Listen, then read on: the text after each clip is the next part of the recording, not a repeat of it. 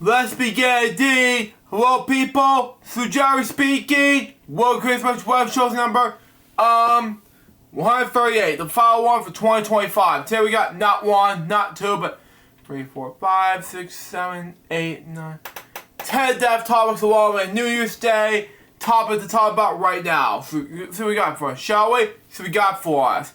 The first one we're gonna talk about is pronounce it. Hang on.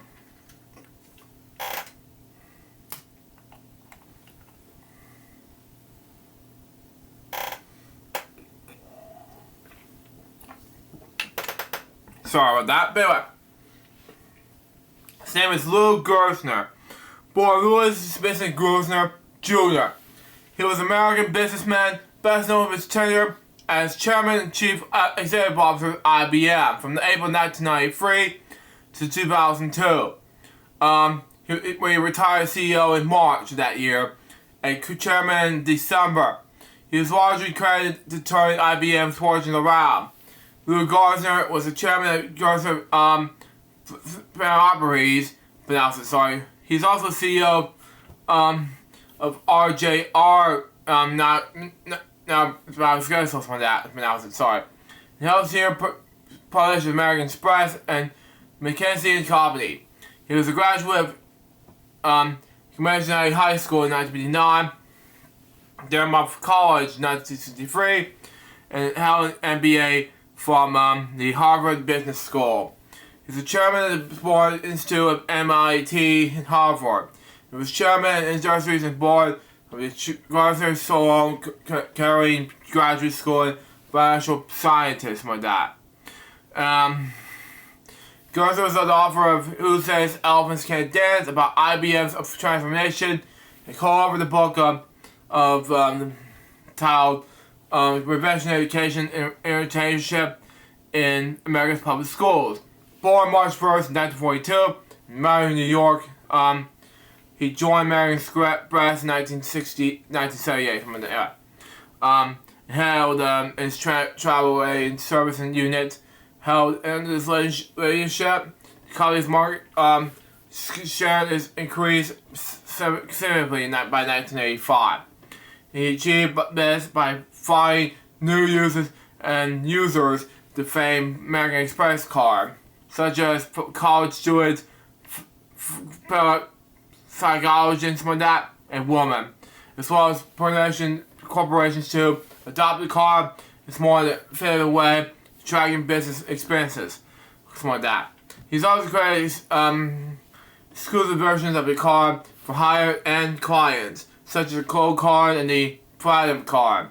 Sales and profit rebounds with that. He was promoted to chairman and CEO of AMEX, travel-related service in 1982, president of the parent company in 1985. Although he claimed the production age 43, something like that. He's also dismissed the explanation he was success prior to being a workaholic. He's told Leslie Lay, I heard that and I can't accept that. A workaholic can't take vacations, and they take 4 weeks a year, wow. As Chairman and Chief Executive Officer of the Travel Services Division, he spearheaded a successful membership of the privileges like that, anyway. Promotions like that. Not only the division continuously the most profitable in the company, but it's also led the entire financial services industry. Despite their successes like that, Gerstner has hit the ceiling at American Express. Wow. As Chief Executive James D. Robinson III was not expected to retire in another 12 years.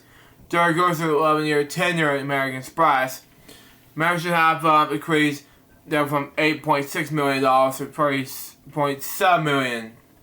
Wow.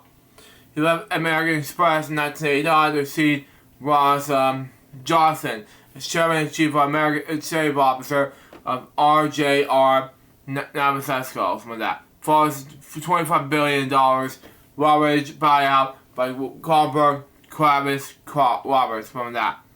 In IBM, he was hired as chairman and CEO of IBM in April 1993. Under pressure of investors, his predecessor, John Akers, was forced to resign. The board initially looked within the computer industry with successor. However, Apple's John Sully, Motorola chairman George Fisher, Bill Gates of Microsoft were not interested in rumored candidates, including Ezra Professor of Compaq and Scott Neely of Sun Microsystems. IBM then turned to the Jurser, an outsider who, with a record that suggested success, whose older brother Richard would have run the company's PC division, on retirement due to health issues 4 years earlier.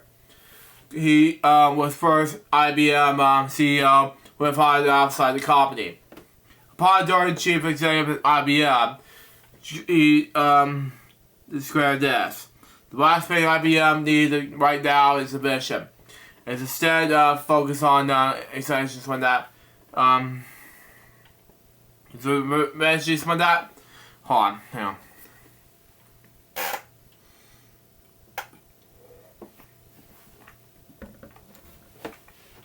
Sorry about that, but anyway.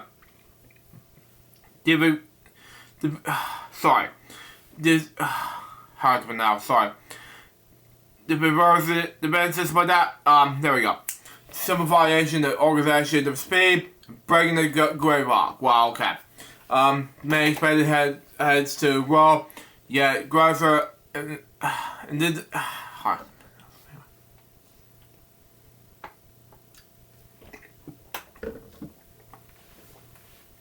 there we go. He initially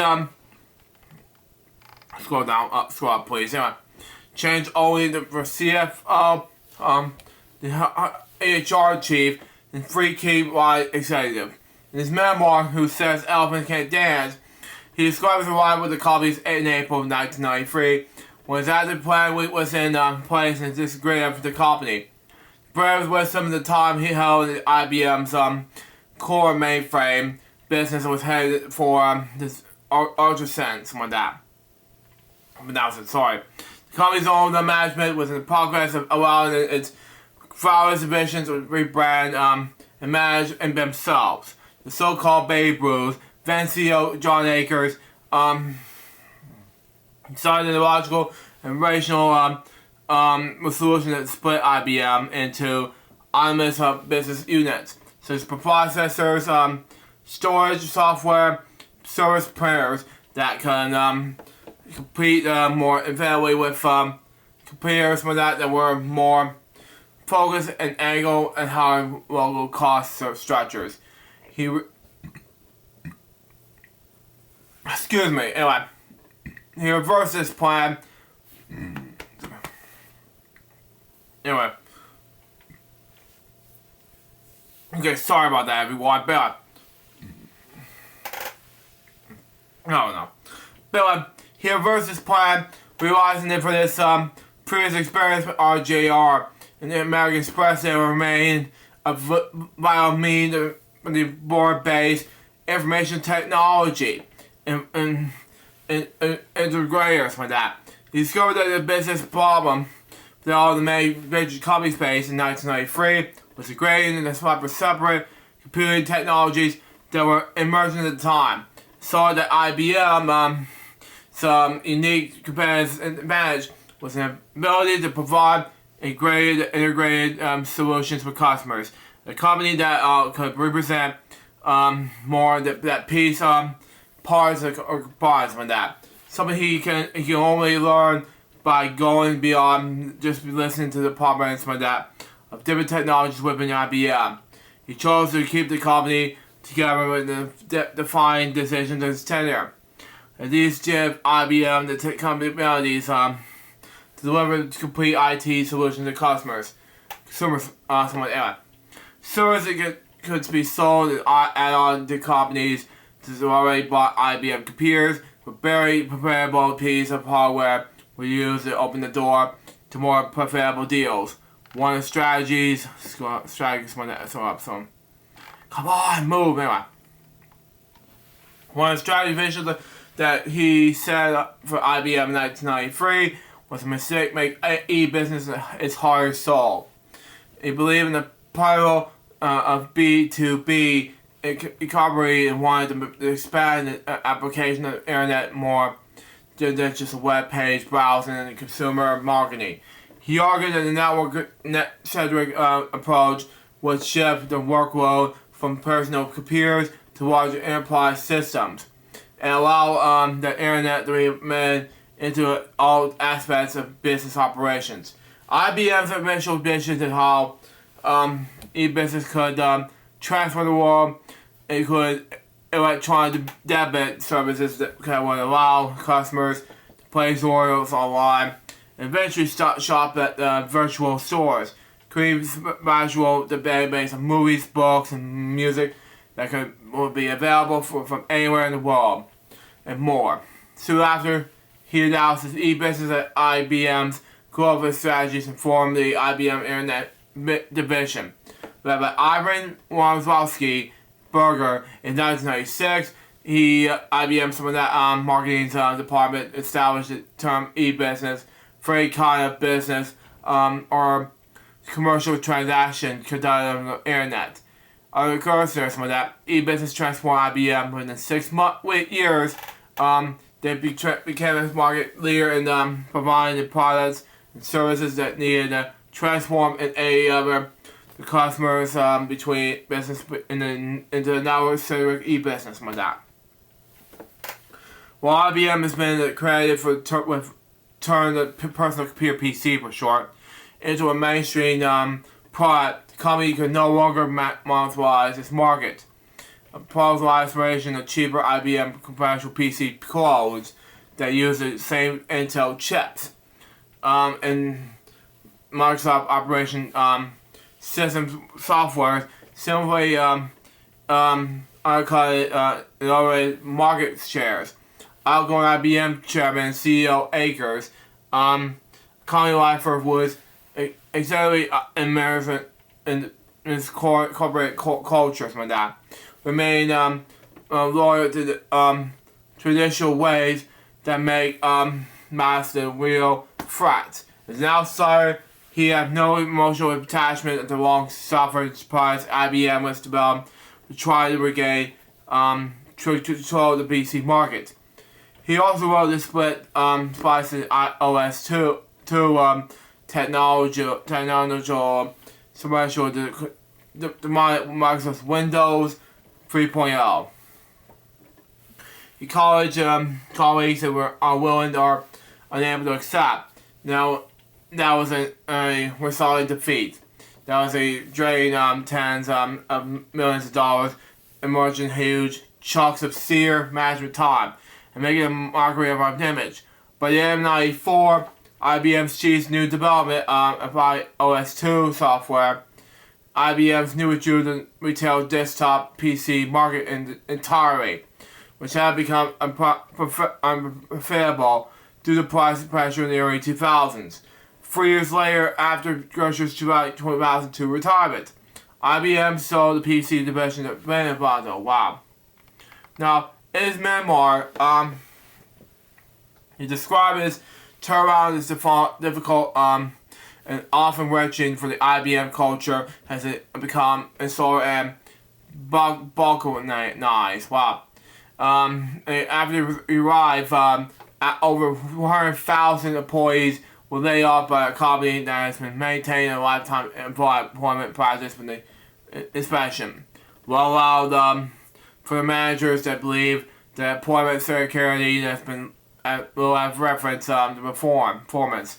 Thousands of IBM employees have grown lax, while the top performing employees complained barely in attitudes surveys. In the goal to create one common brand message for all IBM products and services around the world, under Grocer's leadership, the company started its many operation advertising agencies down to just obviously matter. Okay. Now, layoffs and other tough management measures continued in his first 2 years from that in his tenure. When the company was saved, but in business success has continued to grow steadily since then. From 1993 to Jerry's retirement in 2002, IBM's market capitalization rose from $29 billion to $168 billion. Wow.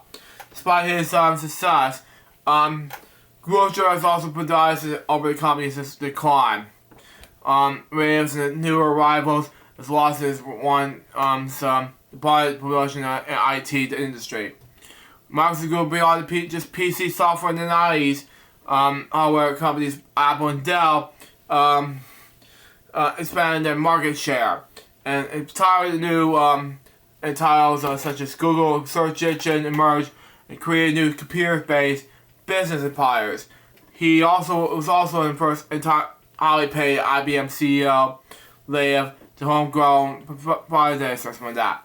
Or a personal fortune to hundreds of millions in his role. His philosophy quoted as this: the importance of managers being analyzed with shareholders, not just through risk-free instruments like stock options, but through the process of putting their own money on the line through direct ownership in the company.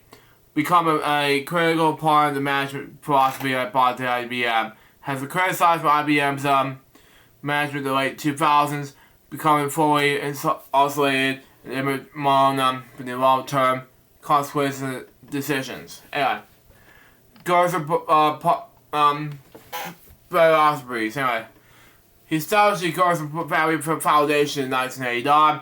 Serves as the chairman of the Gertzer Family Foundation and the Gertzer charitable vehicles. Together, Gertzer philosophies. Anyway, it was providing service of the non-for-profit organizations for 4 program areas: biological research, education, environment, and helping hands. In addition to these 4 programs areas, the organization was choose original areas to focus on from time to time.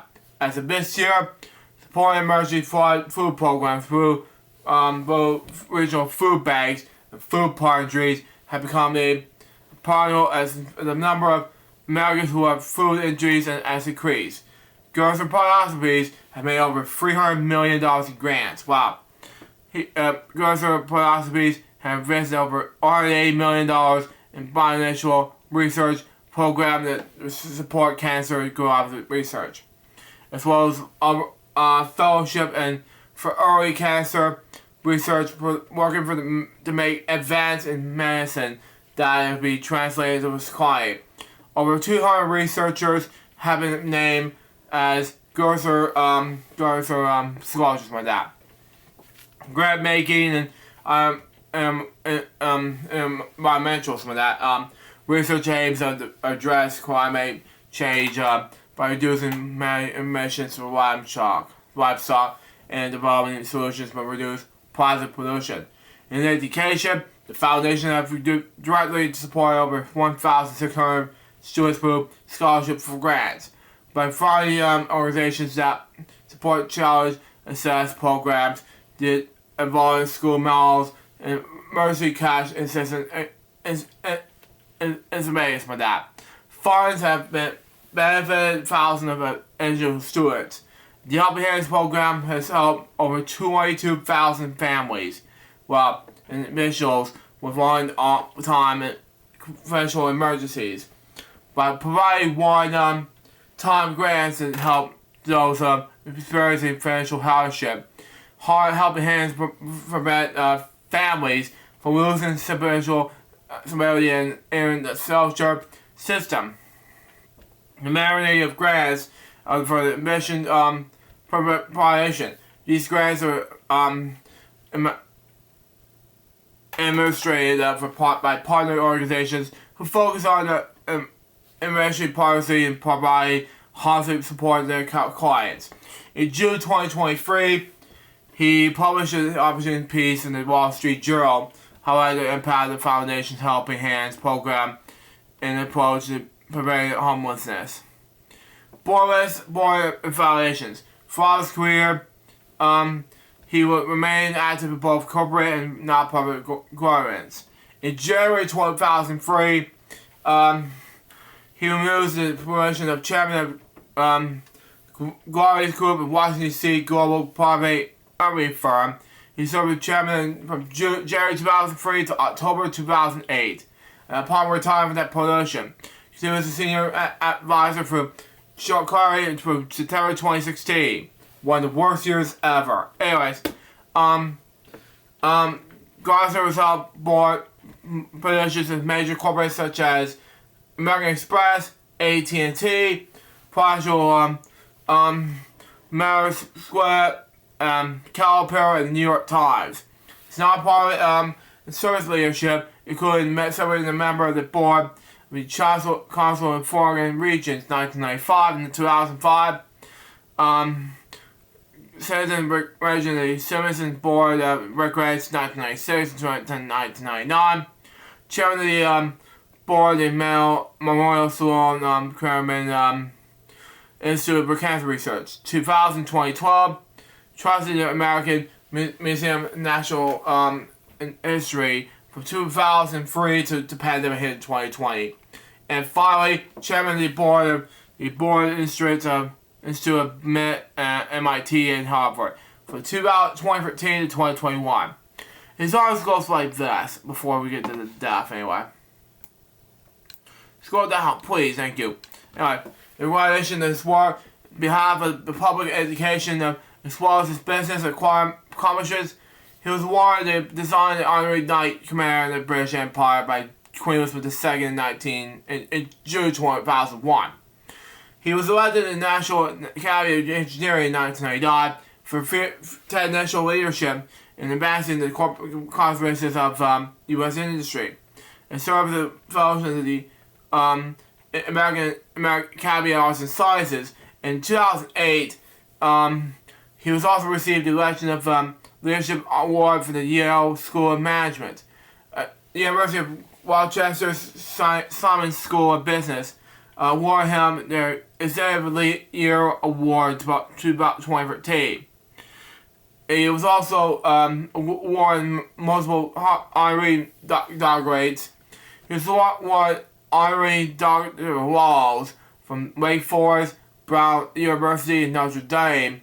In addition, he received honorary Doctor of Science from the American Museum of Natural History and the Grocer's Graduate School of Financial Science and at Memorial Sloan Kettering Cancer Center. He's also received an honorary Doctor of Harmony Slurs from Dartmouth College. He's also numerous awards for his work in education, while the Cleveland E. Dodge Medal for distinguished service to Education and Teachers College, Columbia University, and the distinguished service to Science and Education Award for the American Museum of Natural History. He died yesterday. He was 83 years old. The next step, top of history was Don Bryant. Born Donald Marine Bryant, he was best known as a rhythm and blues singer and songwriter. Born in Memphis, Tennessee, the United States, 10 children on April 4th, 1942.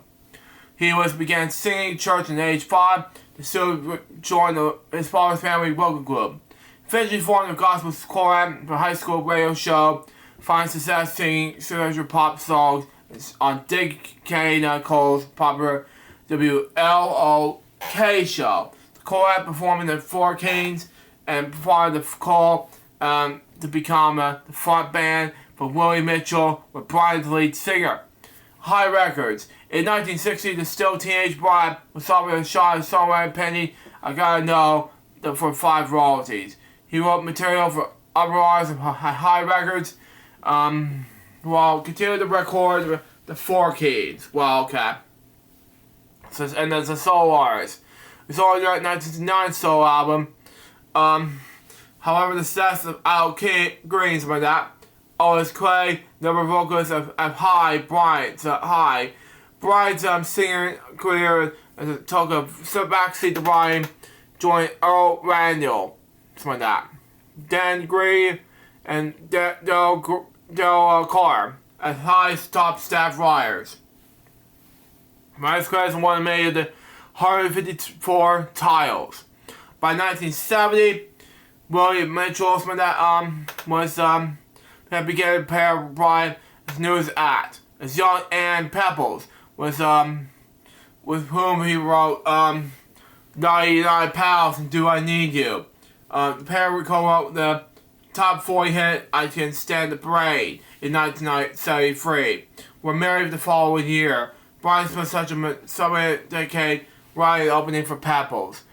With his final high single coming in 1981, the duet with his wife called Mon Bel Amour.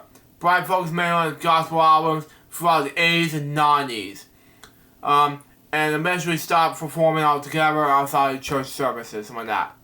According to performance, something like that. Following a convention between producer Scott Bomber and Full High Records drummer Howard Grimes, Brian was invited to perform the vocalist with Memphis-based soul homage outfit, the Bow Keys. After some submission from Grimes, Brian accepted, and within a few months, found inspiration to return to the studio. Brian and the Bow Keys recorded "Don't Give Up on Love" in late 2016. Was released on the Fat Portion label in 2017. Anyway, the album featured an area of Brian's past triumphs as well as new material. In 2020, Brian and the Bow Keys collaborated again on Fat Portion Records, released "Do You Make Me Feel," which is nominated as a Grammy Award. He died last two days ago. He was 83 years old. The next step, top has to Amos Poehler. By that name, he was a American New York City-based director and screenwriter. Described by New York Times as a pioneer indie filmmaker. He was born on September 30th, 1949, in Tel Aviv, Israel. Okay? He was one of the first punk filmmakers in the film Bright Generation 1976, co-directed by Ivan Klaw, one of his early punk films. The film features performance by Richard Hell, Talking Heads, Television, Patti Smith, and Wade Country. Rolling Stone named it number 6 in the list of the 25 greatest punk rock movies of all time. He's also associated with the birth of no wave cinema, to the films such as The Career in 1978, featuring Eric Mitchell, Debbie Harry, Abe Phillips, and Subway Riders in 1981, something like that. Anyway, starring Susan Taro, Robbie Coldrade, and Cookie Miller. During this time, he was also director of public access television cable TV show, TV Party, hosted by Glenn O'Brien and Chris Stein.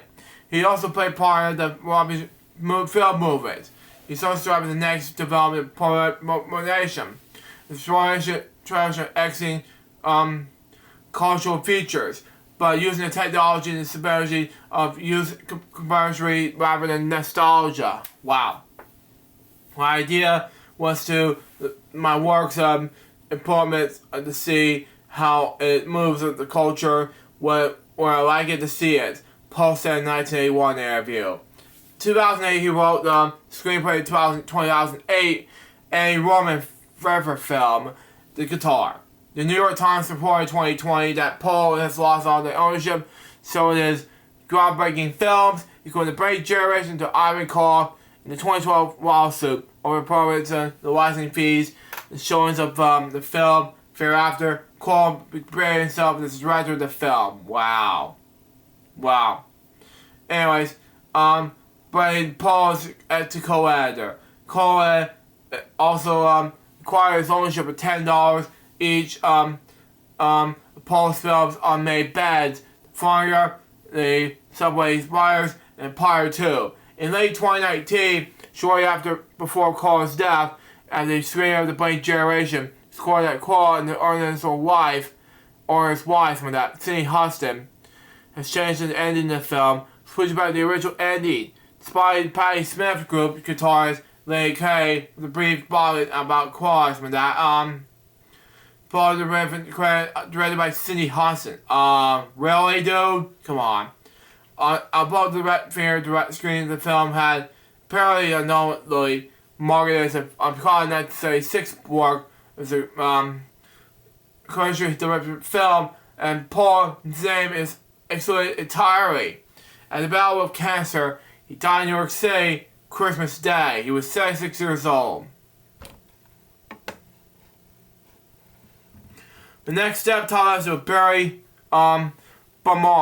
Anyway, born Perry Abergratio Beaumont, he was best known as an English musician and artist.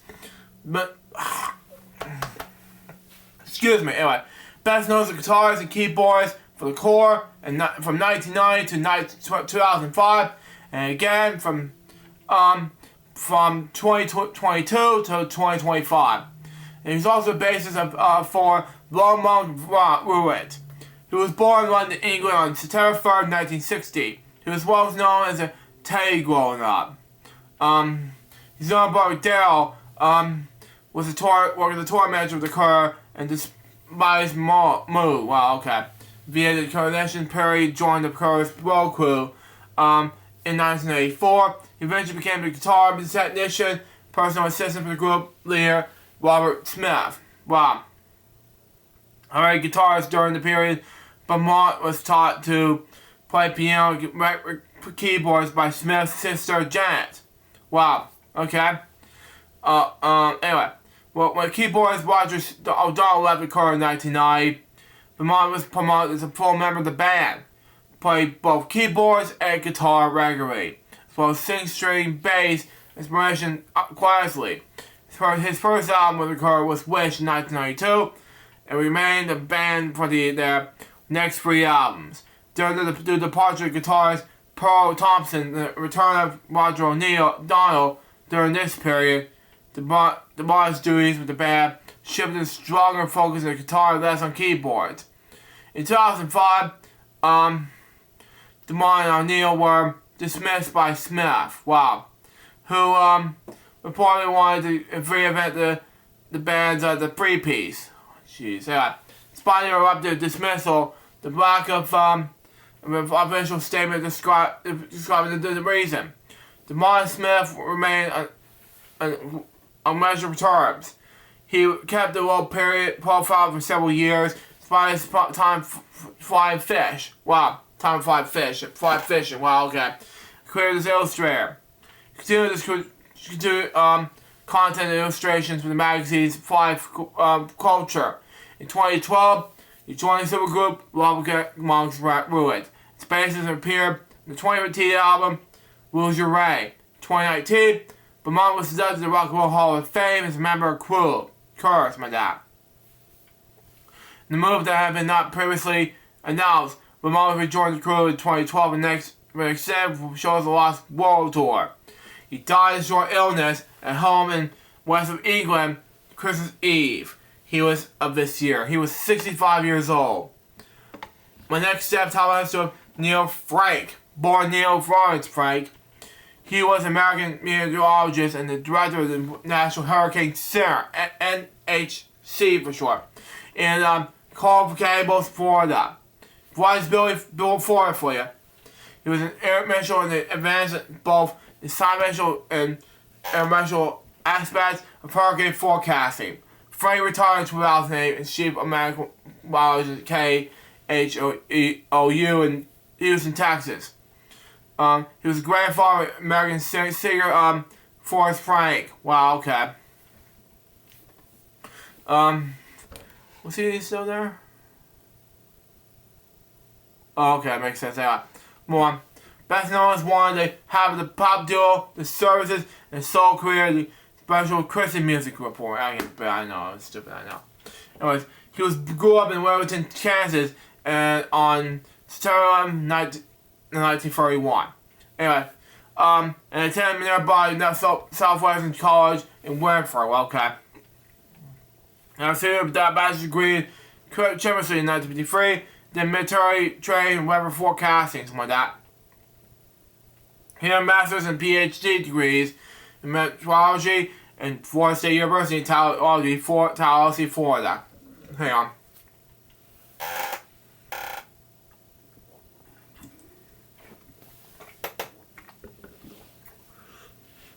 Sorry about that, everyone. But anyway,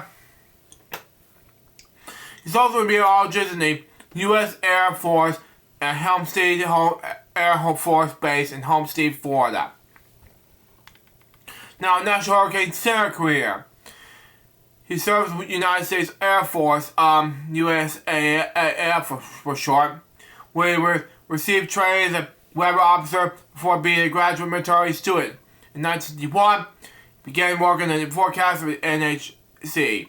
He was appointed director of the Center of 1974, where he, while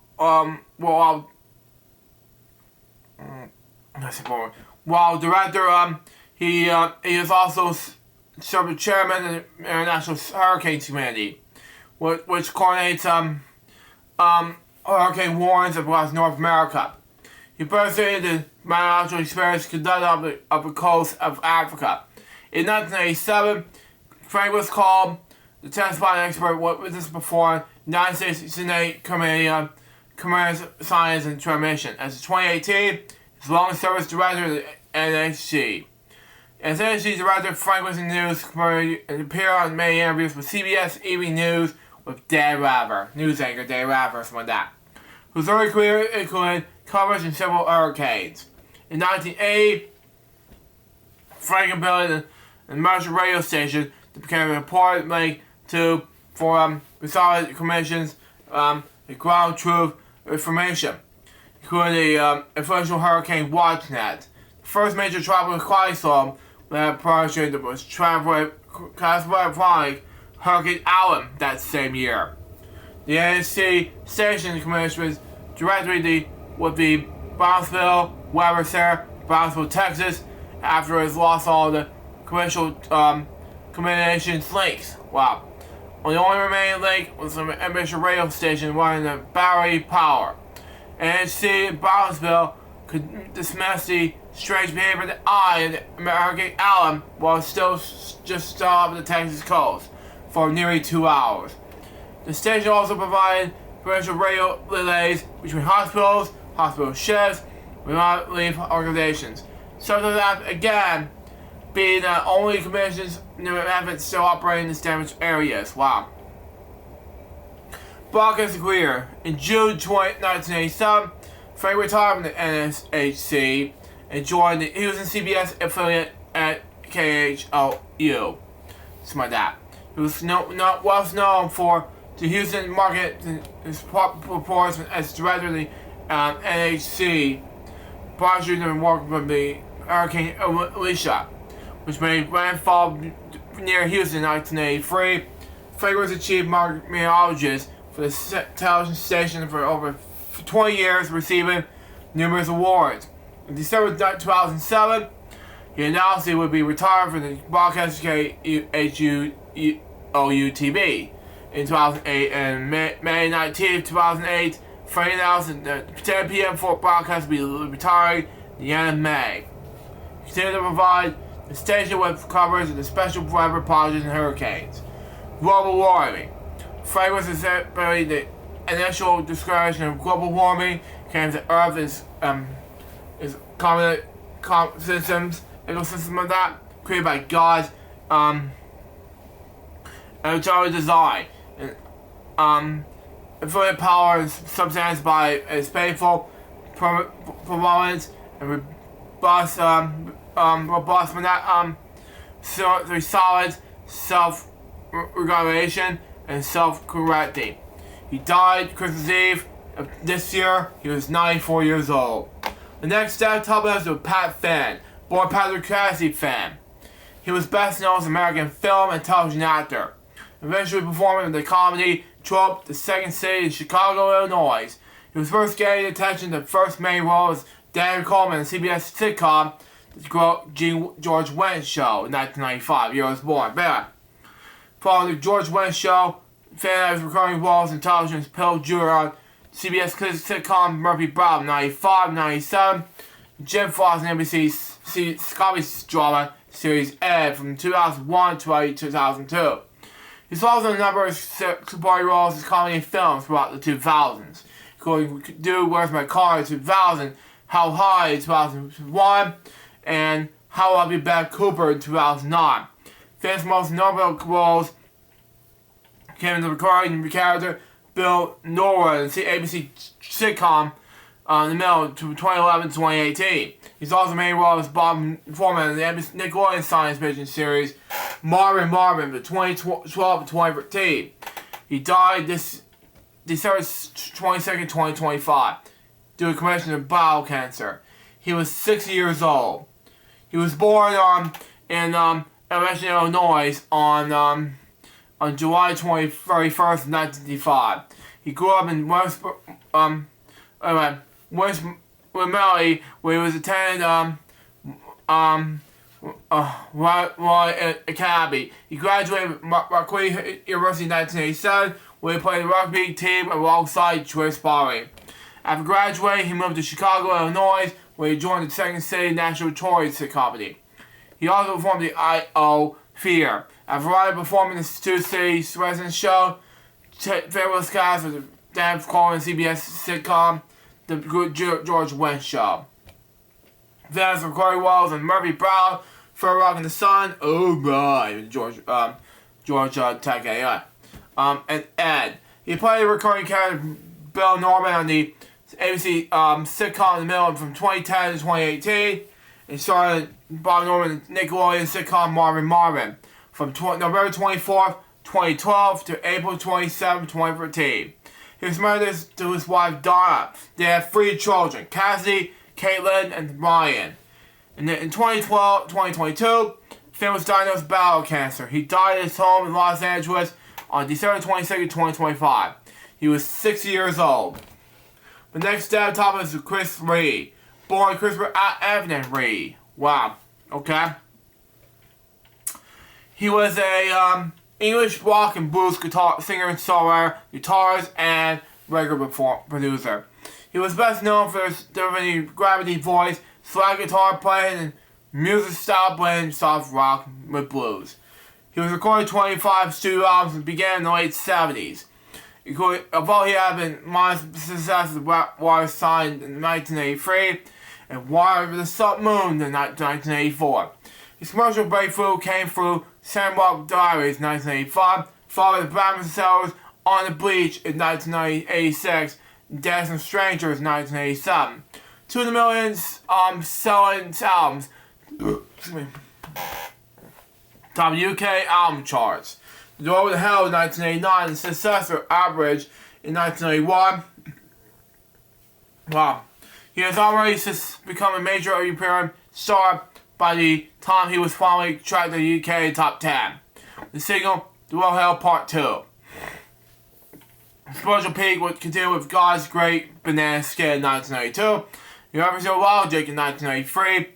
And was marked by millions selling commissions. The New Light throughout Windows 1988. And The Best of Chris Lee in 1994. Later also the Very Best of Chris Lee in 2001 with 3 million copies sold by 2014.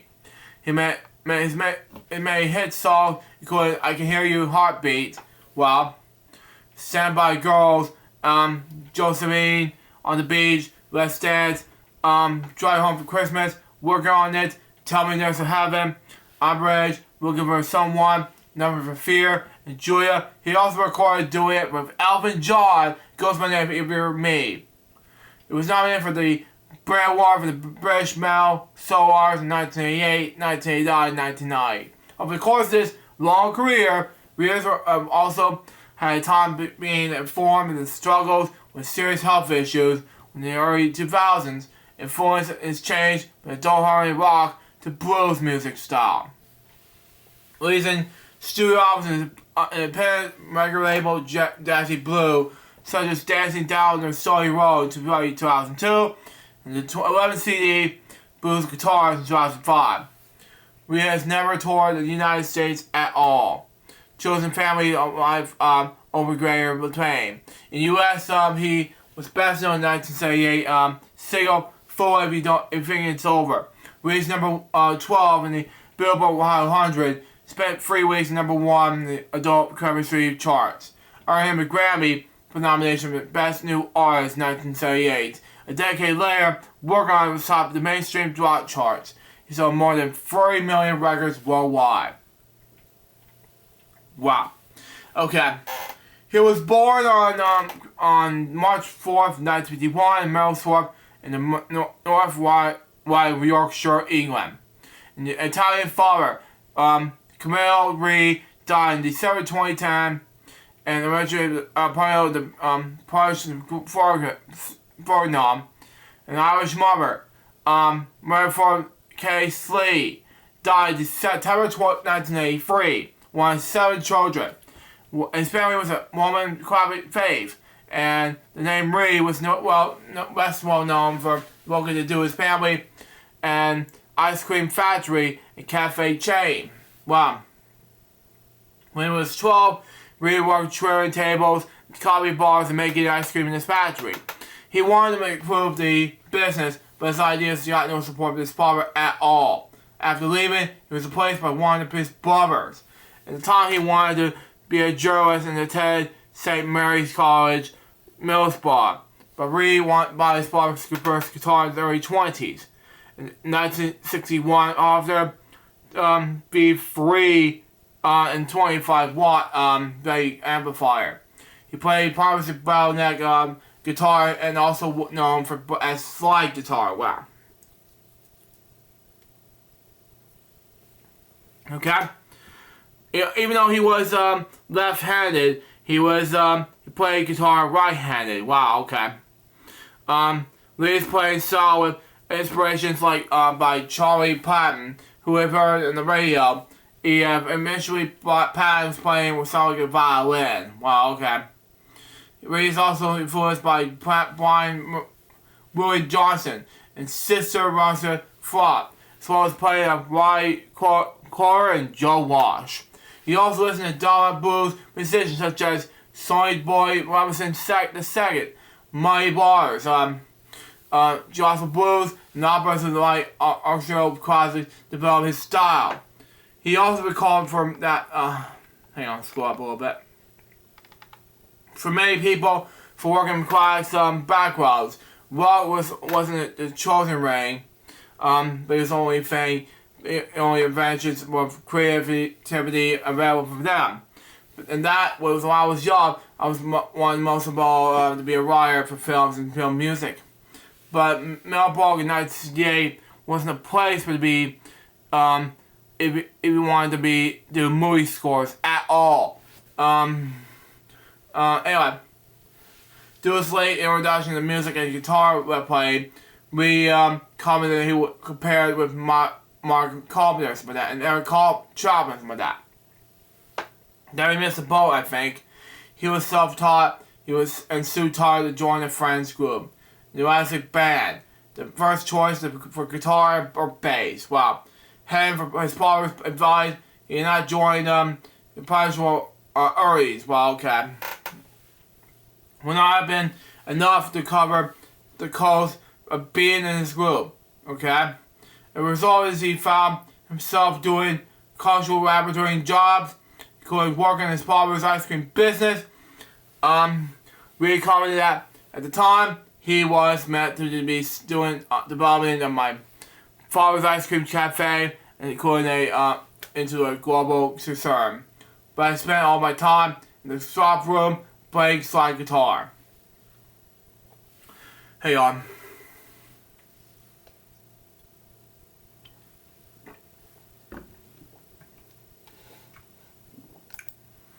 Okay, that's a lot to read. Okay. Come right back, folks. I'm back, folks. Sorry about that. I just had to take care of some things random. Anyway, let's get back to it. Anyway, in 1983, 1982, early career and full if you think it's over. Anyway, in 1973, he joined the local Middlesbrough band Meadows, my dad, which earlier included David Coverdale, my dad, which have left to join Deep Purple. Anyways, he began writing songs in the band, and he took up singing only because the singers of the band failed to show up by playing engagements. Ray then went out to form his own band, The Beautiful Losers, which received Melody Maker's Best Newcomers Award in 1973. Oh wow. He received a solo recording deal with Independent Magnet Records and released his first single entitled So Much Love in 1974. The band itself split up in 1977. He guessed in Catherine Hall's EP, The Truth of the Matter. He recorded his first album in that same year. But according to Michael Levy's, co-founder of Magnet, the recordings were burned and started over again because they did not capture his old talent at all. Now that was sad, I know. The debut album began with this. Whatever Happened to Billy Solitany was produced by Gus Dodgen, released in 1978 of June. The title referred to a stage name that Ray had suggested when the record label insists in his given name that did not sound cool enough at all. Peaked at number 49, the Billboard Hot 200, and charted 12 weeks. The lead single, If You Think It's Over, was Ray's biggest hit in the United States, reached number 1 in the adult commercial singles, charts at number 12 in the Billboard Hot 100, as Ray gave Magnet Records his first major breakthrough and hit in his first U.S. Top 100, 10, something like that. It was their biggest artist, like that. More so, he was nominated the 21st Annual Grammy Awards as Best New Artist, like that. Michael Levy's remembered Ray as more thoughtful, introspective poet than a natural pop performer, like that. Which, in Levy's opinion, prevented Ray from becoming a bigger star, like that. Few of Ray's early singles charted in the UK, Fully Think It's Over, like that. For modestly in the second release in the late 1978. Prominent by a strong performance in the US. And stateside success also led to Ray being characterized as a piano-playing singer and songwriter, similar to Elton John and Billy Joel, rather than the guitar-playing he is. For several years, something like that. Magnet marked him based on the medical session. Ray said it was still the only song I've ever not played guitar at all. Anyway. But this is so happens to be my first single. Anyway. Ray had always had a difficult relationship with fame, even though before my first illness, none of my heroes were rock stars at all. I arrived at Hollywood for the Grammy Awards. I've once said if I was going to bump into people who mattered, like Riley Cohen or Ray Newman. But I was surrounded by pop stars. But about his career, Ray Corporation rejected the label of rock star. Wow, okay, it's sad, man. No, Grammy early albums like that. Dutchman also produced Ray's second album, that was in 1979. He recorded his second self-produced third album, Tez 1980, with musicians from Marysborough and received positive reviews. Both albums were failed commercially. Magnet rejected the artwork Ray wanted for the cover of the fourth album, 1981's Chris Ray, produced by John Kelly, who received Ray's most successful albums. None of these albums reached the top 50 in the UK. With the singles, they were also delivering a lackluster performance. Although US Diamonds reached number 44 in the Billboard Hot 100, and Love You to number 88. Ray is a difficult working relationship with Dawson. The other men in suits who had felt that smooth out blues and Floyd's elements of his music. Ray's also always always provided producers new best. Okay, I thought never thought it would admit that they might have another agenda, but all of a sudden I was goosing that Lady Golden Egg. It was all hell for me. I really acknowledge this. I can blame anyone by myself. I gave them what they wanted, what they wanted. 1983 to 1988, European breakthrough. Now, this is what I get started, okay? This is what it is, okay? Waterside and Shane Rock Diaries. From 1983, anyway, Ray's music began to better reflect his wishes and capabilities. Despite pressure from his record company due to the commercial costs and the production of his first four albums, to keep costs low at all. The record label decided to release the demo tapes of this Philips studio album, Waterside. It was the first of several successful albums on which Ray collaborated with producer David Richards. The late David Richards from Queen's final album from from Freddie Mercury's final days. You know, that was it. And he died December 2014. But anyway, he also changed managers who went on the UK club tour, following a 60-day tour support from Canadian band Sega. Waterside performed far better than Reed and his team expected now in Europe, selling over 500,000 copies in just a few months. The single had Just Hear You Heartbeat chart UK Europe. The album's success, anyway, along with it, that of his subsequent War on the Moon 1984, which was his first top 40 album in the UK, reached number 35. Wow. Really began to focus attention to touring continental Europe and building up the fan base. He established a world following in West Germany, believing the audience saved his career, and this is no image-led market. Allowed to see by music by word of mouth. Something like that. It was not until 1985's million-selling Shamrock Diaries and its hit singles Shanley Girls and Josie written for his wife and daughter, respectively, the UK audience began to take notice of him. On the beach and dancing with strangers, something like that. Come on, scroll down, thank you. His international fame grew with a million-selling studio albums On the Beach in 1986, and Dance with Strangers in 1987, which reached number 2 in the UK albums charts, behind Michael Jackson's Bad, which was also included his first top 20 UK singles. Let's Dance reached number 12, which is number 12 there.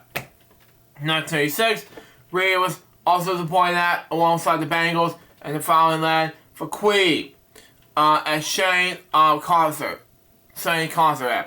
Anyway, for established 8,000 audiences. And he also performed at Montreal Soul Festival at the Stadium Soul, Italy. By that same year, 1987, Ray was following the production to pay off the £320,000 debt that he owed the record company. He started to make some earnings. He signed Warner's, who also bought Magic Records that year with the Dance and Stranger tour. So at stadium-sized venues, which included 2 shows at Wembley Arena. It included Ray's first concert in Europe, Australia, and Japan. Ray's American label, Tommy Motown, had told him that he should go to America. Toured for 3 years. This with his family, he did not do so. He commented that he was, at the time he realized that I could be big as I like, as I was prepared to do the tour. New light tore through the old windows. Rhea's next album was his first compilation. Sorry folks. Anyway, better than a commercial one, as most songs were not new versions or releases. New Light Throughout Windows 1988 was another million seller, climbing number 5 in the UK. The album included reworkings of some of his chart singles, as well as reworking his biggest single, Drive Home for Christmas. Some of the tracks were successful in the US, including Working on It, and reached number 33 in Billboard 100, top of the mainstream rock charts. The re-release records that version of On the Beach reached the top 10 of the US adult commercial charts, and number 12 in the UK. The album's release and success was followed by the international tour with over 45 dates.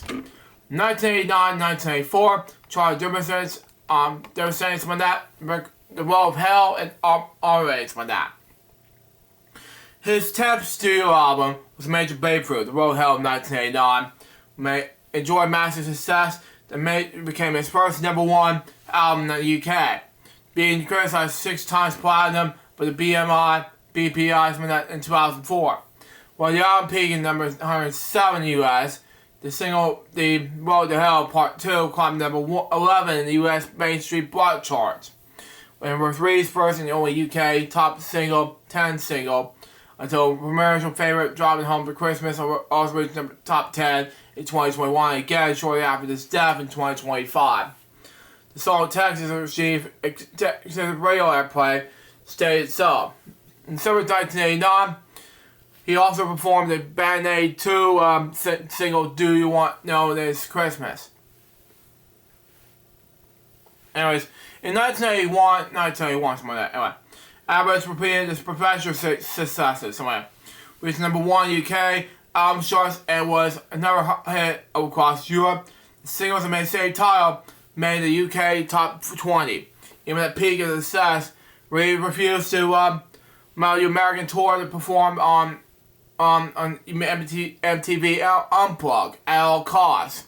Although he was a guest on Late Night with David Letterman, and also performing the show. Reed says he now found the US market was one of the biggest mistakes, because every time I see a car that's too much money, I finally regretted it. Just for 5 minutes. Wow. After Rage, Reed released God's Greatest Banana Skin, Great Banana Skin in 1992, which reached number 4 in the charts, UK charts, while a single number to Fear gave him another top 20 hit. A year later, the album Impressional Logic made a top 10 Julia, written by his second daughter, giving it a 6th and last top 20 single. The album was partly promoted with Reed's taking part in the non-championship TOACA for short shootout, something like that. Round of the 1993's British Touring Car Championship. Anyways, although he was eliminated in the first round, in 1994, another Jewish album, The Best of Chris Lee, was released and peaking in number 3 in the UK. In July, Reed performed with Peter Gabriel and others in Sodium Festival in Milan. 1995 to 2005, covered illness, returned to Blue Rose and Blue Guitars. 1996, released a soundtrack album for La Posnon, which Reed also wrote and produced, and 2 years later, in 1998, Little Cafe, his 14th studio album, followed. It reached the UK top 10 and received extremely positive reviews, and the tour named the Blue Cafe Tour followed to promote the album. In 1999, 10 years after The Road to Hell, Dance and Worship influenced The Road to Hell Part 2 failed to reach UK top 40. Rebound in 2000 with King of the Beach by that made the UK top 30. In the interview he said this: "It's not until you became seriously ill and you will never die and you're home for 6 months that you suddenly stop." Something like that. You realize that isn't the way I intended to be in this game. In the beginning, something like that. Everything that you have done, it falls away, and you start wondering why you went through all the business stuff. A record company offered him millions of dollars to do a duet album with notable artists, having promised himself that he recovered from that. He would return to his blues roots. So he started a record label with Jazzy Blue to free himself from his very current company's explanations from that.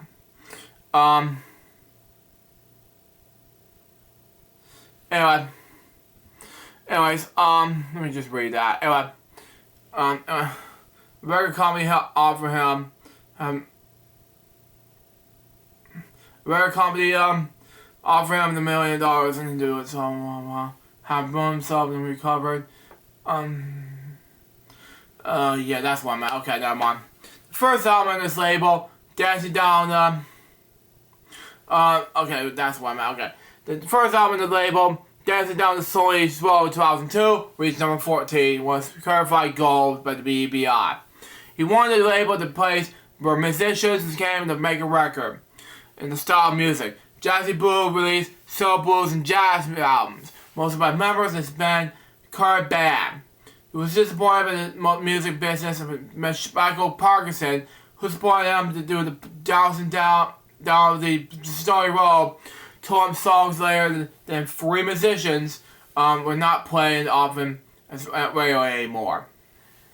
In 2003, he released Blue Street, 5 guitars, and offered Blue Notes, and the Blue Jukebox Ball of the year, something like that. 2005 saw the release of Blue Guitars, a box set of 11 CDs containing 137 blues-inspired tracks, with his paintings and of album covers, which is a once in a lifetime project with the history of blues music. He also said that I was never a rock star or a pop star, and all the illnesses have been my chance to do so. What I always wanted to do with music, the best change from my music is about concentrating on what really interests me. 2006 to 2015, creation of blues albums and tours. In February 2008, we released the return of Fabulous Honors Blue Notes, dedicated to the 60s Harvard guitars, like that. With 38 tracks on the 3 CDs and 2 10-inch vinyl records. The vinyl would put the tracks contained on the first CD on the set. The box set also included a hardback book and its paintings, along with period photos. The release on the album was followed by a European tour, visiting various venues across the UK, including Royal Albert Hall in London. Following the tour was recorded and released as a live CD, DVDs for that, and his first live album, The Road Hell and Back, the positive reviews. He released a combination, Still So Far to Go. In October 2009, which contains some of his best known and lesser known hits over the last 4 years, as well as songs from his blues period. 2 new songs were included. So comes to So Far, yeah, so Far to Go, something like that. In the ballad period, something like that. 2 new songs were included. The ballad. I missed one. In the ballad, I missed one going on. Anyway, in the ballad Presidential, the album reached number 8 and was certified for gold by the BBI. Reed will start European tours called The Still So Far to Go in January 2010. Special guest on stage was Irish musician Paul Casey. Something like that. The tour ended on April 5th in Royal Hall in Belfast. In September 2011, Sound Surveil Blues box set was released. The set contained 2 feature-length films on the 1 DVD written by and directed by Reed himself, along with 3 upgraded DVD CDs like that. 2 of which were featured the music from the DVDs, and the third being a stripped-back version related to the studio album. Shortly after the release, in October and November, we went 2 searchable productions at all costs.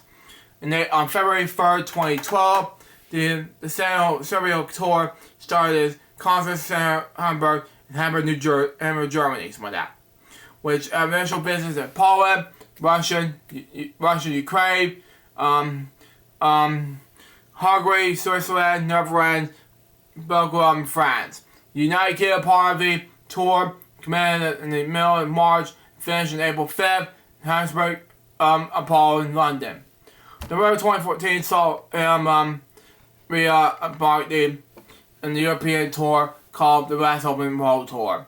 The UK part of the tour commencing on December 1st with that. In Manchester, and then on December 20th in London. He also performed the 5th time in his career at the Montreal Jazz Festival. 2016 to 2015, 2025, something like that. Future illness, recovery, and perspective. In September 2017, he released a 24th studio album, Love Songs for Lovers, and marked his European tour starting in October until November.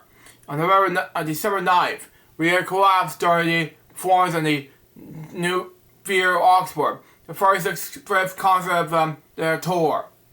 He was taken to the hospital where he returned to stabilize. The health issue caused the last 2 concerts of the tour to be cancelled. In December 2020, we again started the Christmas edition of the Marlborough White House Gone Fishing, where he discussed his health issues over the years. On October 2019, Ryo released 2 CD deluxe editions of 5 of his Chris Lee's most commercial successful studio albums: Shamrock Diaries, On the Beach, Stands with Strangers, Road to Hell, and On Birds from that. Each contains a remastered version of the original album, the first disc, and remixes some of that, rare, purposely unreleased live tracks, single edits, and extended versions of the bonus disc. On October 4th of that year, 1 Days been released, with 100,000 nominated copies. The album contains tracks from the 1980 Sherman Norton recorded studios, most of which has never been released. And November 20th, 2020, in the October 4th, 2020, but anyway, 1 Day. Is it a 2020 release? Oh yeah, it's 2019, I was right, okay. On November 20th, 2020, the True CD Convention Area 1, 1988 to 1994 was released. It contains a mix of A-sides, B-sides, foreign language versions, and different mixes, as well as all of 1 Fine Day of Disc 2. I'm not going to read the musicianship, but let's move on to personal life. Okay? Rhea was married to John Jessley, who may have been in a relationship since they were met as teenagers on April 6, 1958. The native Ms. Bar. They have 2 daughters, both of whom have songs named after them, Josephine, Maine, and Julia. Rhea used to live in Colham, Berkshire, England. We have still owned the Shaw Mall recording studio, something like that. It produced some of the later albums, where he was not writing songs of just partially equaling pain. He also said he liked to read out a lot, and even though I chose music, journalism was my first passion. I wanted to be a journalist and write about car racing. Sometimes where deep down I believe could have been a decent journalist. Cars and motor racing. He was a fan of horrific motor racing and fan of racer Dino 328 and the 1955 Model 6. In 1993, he presented the 1993 British Touring Car Cup Championship Total Championship, yeah. Shootout as a guest driver. He only raced in 1964 Rolls Alien 26R. And then known Champion 7 for the Austrian Army album cover. The total was sold in 2005 and operates of proceeds £11,762, going to charity to NSPCC. He also owned a very furry, which is used as a donor char of the furry 250 West Le Mans, my dad. Using the 1996 movie, we paused the names, my dad. In 2014, he completed a 22-year restoration of the original project of February 156, short-nosed Formula One racing car. He also joined the historic Racing Drivers Club, where he drove the 1957 Morris Myers 1000 police car. He took the opportunity to get involved in Formula One on a few occasions. He became a pit-wide lane for the Jordan team during the 1995 American Grand Prix. He recorded a song, Sade, and tribute to the three-time Formula One world champion Ayrton Senna. It featured the premiere of the BBC documentary movie, Politics. In an interview amid the 2017 general election, Rhea supported Jeremy Corbyn and wrote a song called What's So Wrong with the Man Who Tells the Truth, saying he, in the old way, Corbyn is useless because he said the wrong things, but the young people have had enough. Really considered that the politicians, governments in the UK and Europe, that became out of touch with the common people. He was spiritual about the idea of relation of Europe because the common European market you force different people to live together when they separate and do not want to. We call it the downfall of Yugoslavia. Health issues. In 1994, Riaz developed a stomach clearance with that. The following year, he had permanent tonsillitis with that. There he died, facing the problem of never singing again, touring, or performing in public again with that. He actually embarked in a racial career shift, went to the movies. Wow. Riaz became a pancreatic cancer in 2001. Underwent procedures with that, which is all the removal of the head of the pancreas and part of the drum, bowel, duct, and gallbladder. After having that surgery, he also had problems with diabetes and a weaker immune system. Required him to take 30-40 pills and have 7 injections a day. He underwent several, in some ways, subsequent operations. Nonetheless, he found greater operations for life. His family and the face he had loved. He had suffered a stroke in 2016, one of the worst years ever, which left him in a suburban speech with reduction in movements of his arms and fingers. Soon afterwards, he quit smoking for a while, reduced his risk of further smoke strokes, recovered enough to record a tour. He died in hospital 3 days before Christmas Day 2025 for a short illness. He was 74 years old. He was the first of the siblings to die within recent months. My next step topic has to do with Vince Zampella. Born Vincent Robert Zampella II, he was an American video game designer. He was best known for being a co-founder and studio head of the Infinity Ward Company, the head of Whisper Entertainment, and the CEO of Whipple Fat Studios. He was born on October 1st, 1970. As a child, he developed an early interest in the video games, having Donkey Kong as his childhood favorite. After dropping out of Baltimore College to Baltimore Community College in Fort Lauderdale, Florida, he was working handyman. A friend helped him to get a job at game company Game Tech, where he performed various roles such as customer service and game testing. In an interview with GameZilla, Zebra said he was starting out in graphic design and digital video and game tech, then went to Atari to help launch his PC division. Sometime before 1997, and he also worked at Panasonic Interactive Media, something like that, Webcore Games and Segasoft, where he met Jason West, who would be later founded Infinity Ward along with Grant Collier. In September 1999, he moved to Silicon Valley to work in 2015 Incorporated in Tulsa, Oklahoma. In 2001, he was director of development in 2015 Incorporated. He worked there until 2002. During that time, he was credited the lead designer for creatively acclaimed marijuana related assaults. Everything Wars, something like that. Shortly after Everything Wars creation, charged EA Sports the game anyway. This same move out our development in-house, and Everything Wars took a deal with Activision. Excuse me.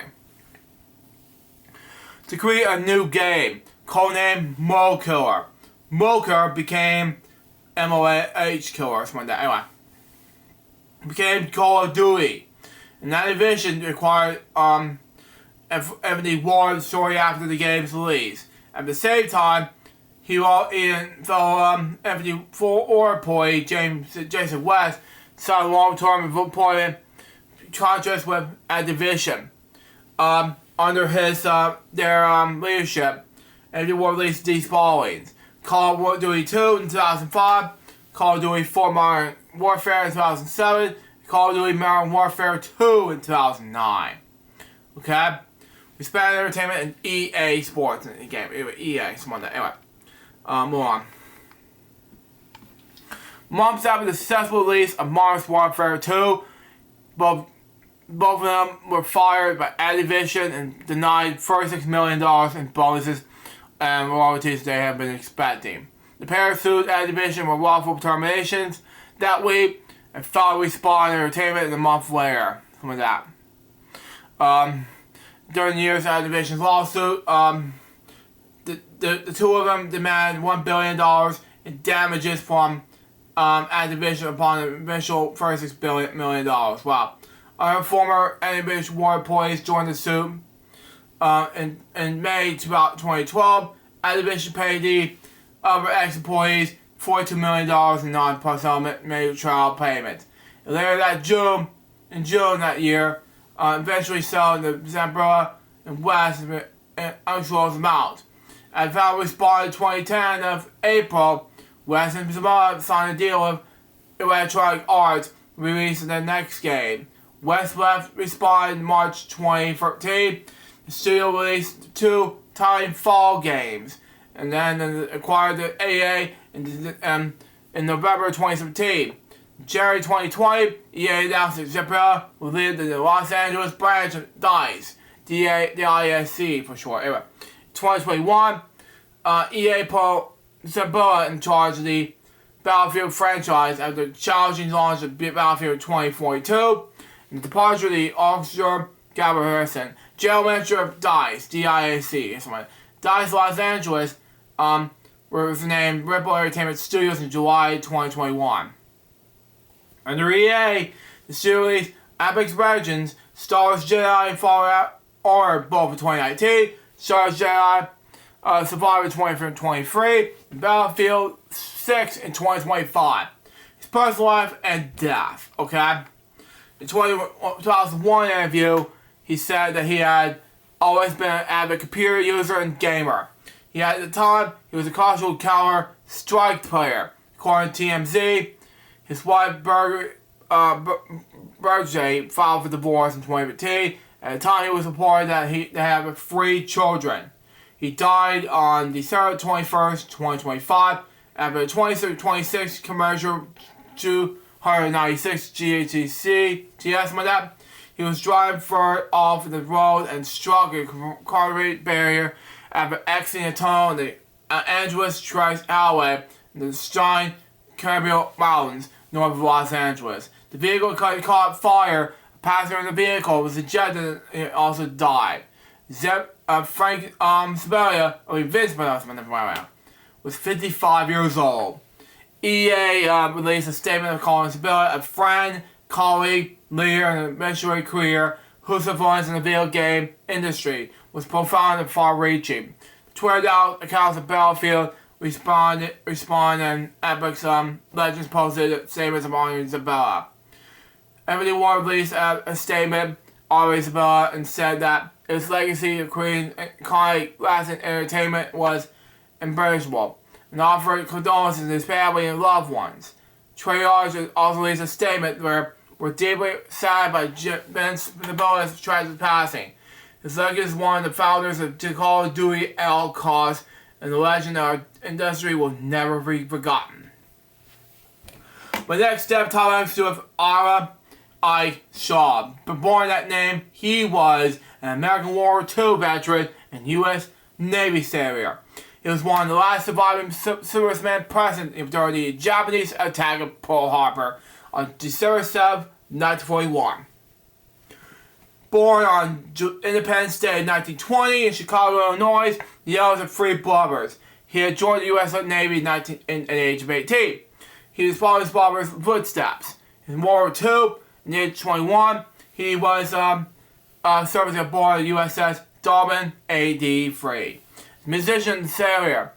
During the attack of Pearl Harbor, he helped pass immersion anti-aircraft guns. His ship was lost 3 sailors in the air assault. During the Pearl Harbor attack, Shaw was witness to the capsizing of the USS Utah, later calling that he was scared to death. Wow. His career began with this. After the war, Shaw would study aerospace engineering and worked with the electrical engineer for General Dominic, something like that, during the United States Apollo space flight program. Okay, he's worked with General Dominic, and was involved in some foreign projects that advanced the nation's aerospace capabilities during the height of the space race. College described him as mathematics and discriminated. College released his Navy background and made him a valuable member of the engineering teams. Beyond his technical corporations, Shaw ever spoke about his wartime experience and something like that. Shaped his experiences to Perth, a career that supported America's financial and defense achievements.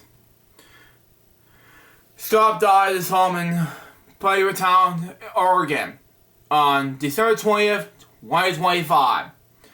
There was wife and family by his side.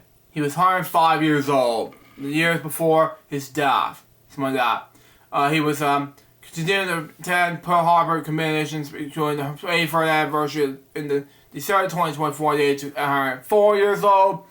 At the time of his death, there were only about a dozen survivors in the Pearl Harbor attack still living. Wow. My last step Thomas with James Ramson, born James Billy Ramson III.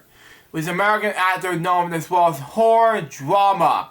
He went on to known for playing Ziggy in the second season of the drama series The Wire. Captain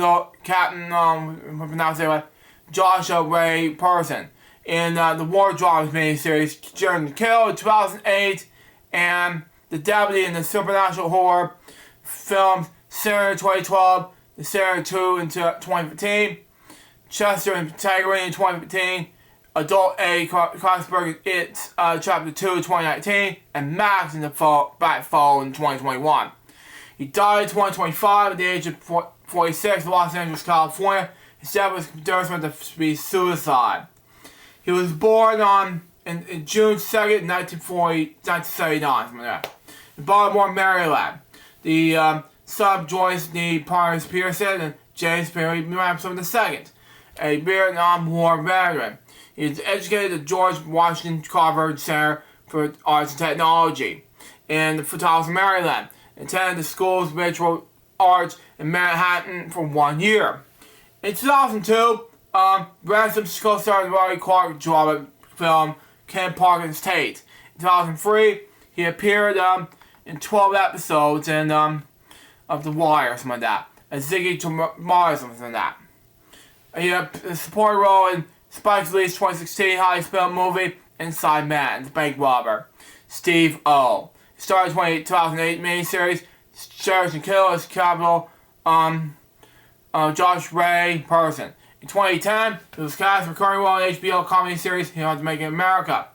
The following year, appearing in recurring roles in HBO drama series Dream. In 2012, same year as that anyway, starred the drama film Starlight. Something like that. Yeah, 2012, anyway. The following year, he was starring in ABC drama series Where Son as Damon Charles. He also then appeared in 2012 horror film Senator. in the supporting role of Debbie So and So. And in June 2014, he joined the cast in the Western film The Valley of Violence. Also the same year, he starred in Small Engine Repair off Broadway. In 2015, he had a supporting role in the comedy drama film Tangerine. Following the success of Senator, he also inspired his role in 2015 sequel Senator 2, the science film's main character. In 2016, he appeared in season 2 of the drama series Bosch as Eddie Arsenics. In 2019, Russell portrayed adult A. Casbrook in the horror film It Chapter 2, sharing the role of Jack David Dylan Grazer, who sadly died. Well, from suicide, Well, no, I misspelled the name. Well, he's still alive, but he's currently, well, you know what I mean. I'm not saying, he's still alive, but sorry, misspoke anyway. Sorry, Jack, but he's not doing anything right. He's still doing anything at the GalaxyCon this year, but that's just me. But Jack Dylan Grazer was, okay, that's just me. But move on. Who played the younger version? But anyway, move on. Personal life and death. By the age of 27, he also had developed a horror addiction and debt of $30,000 by the being suffered series after. But in May 2001, he wrote an Instagram account that he had oh man, I'm not going to say the S word, sorry. Abused by the surrounded 6 months at the MAP tour in 1992, and that he was a sponsor of the alcohol and heroin addictions that he later struggled with. He put additions to the Baltimore County Police in March 2020, but they declined to preserve the charges by the ammunition. Baltimore County School System with former invasions, according to police, school official knowledge having been notified is concerned, but declined to verify what actions been taken. West was married to Jeremy McPhee and had 2 children. He died by suicide in Los Angeles, California on December 19th, 2025. He was 46 years old. Now let's do a more such spreads regards to not 1, not 2, but 10 death topics right now.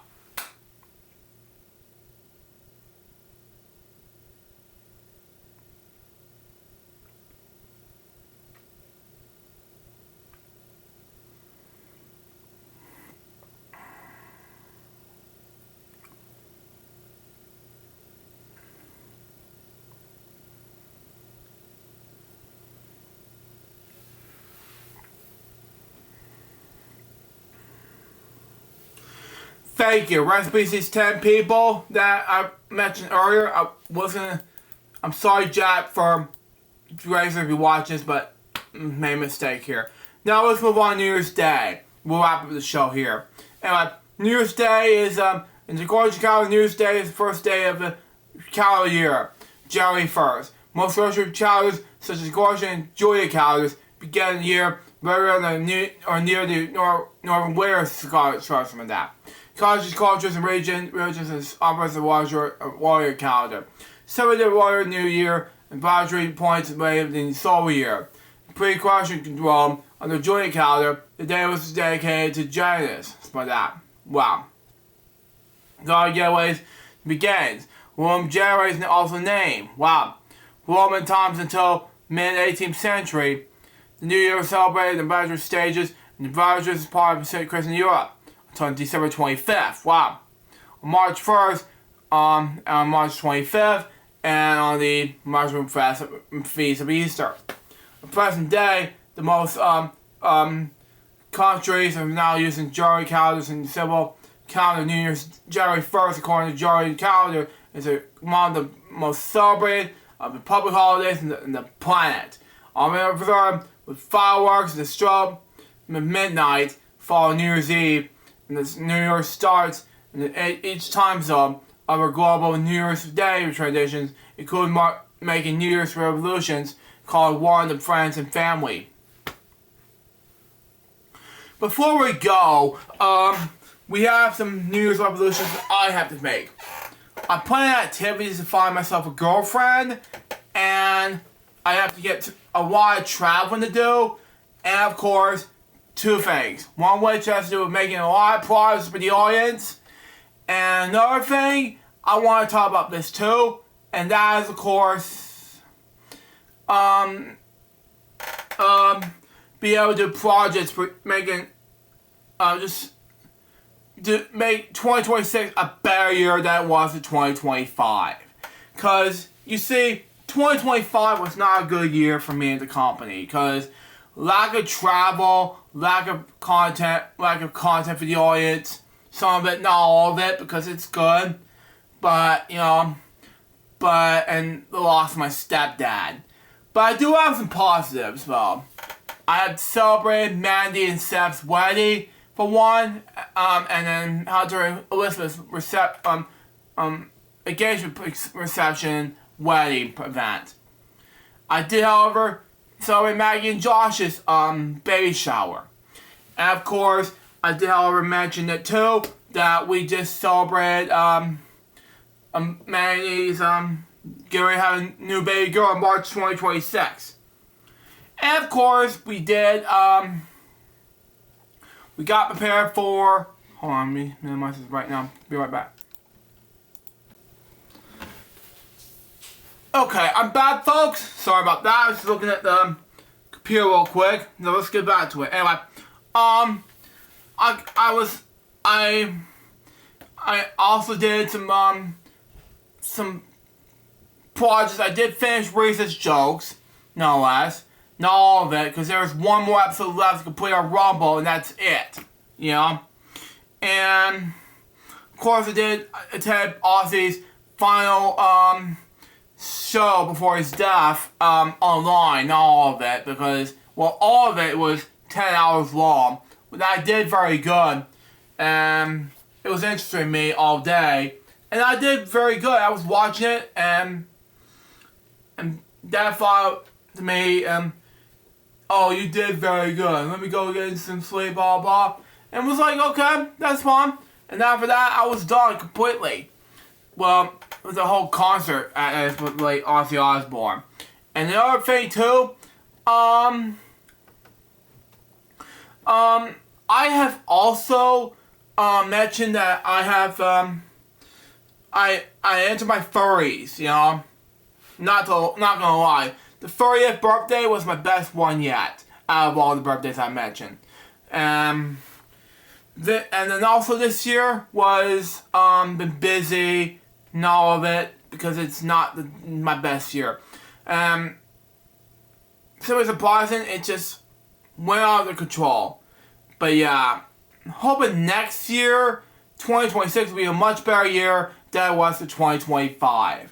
I'm hoping to say that this year is not going to be as easy, because this year is not good at all. Lack of travel into other states like California, Carolinas, Tennessee, and so on.